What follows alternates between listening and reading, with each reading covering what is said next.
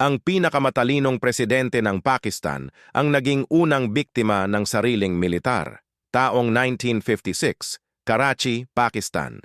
Si Iskandar Mirza ang naging unang presidente ng bagong bansang ito. Edukado sa Britain, pangarap niyang gawing modernong demokrasya ang chaotic na Pakistan.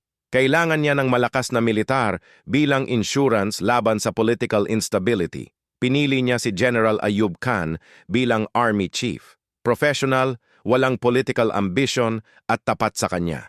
Para sa kanya, perfect na choice. Ngunit noong 1958, political crisis ang bumalot sa bansa. Si Mirza ay nag-invite kay Ayub na mag-impose ng martial law para ma-restore ang order. Nagtiwala siyang magtutulungan sila para sa Pakistan. 3 linggo lang ang lumipas. Mga sundalo ang dumating sa palasyo, hindi para protektahan si Mirza, kundi para isakay siya sa eroplano. One-way ticket papuntang London ang hawak niya.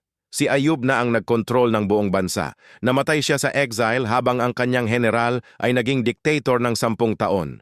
Ang presidente na nag-empower sa militar ng Pakistan ay si Iskandar Mirza.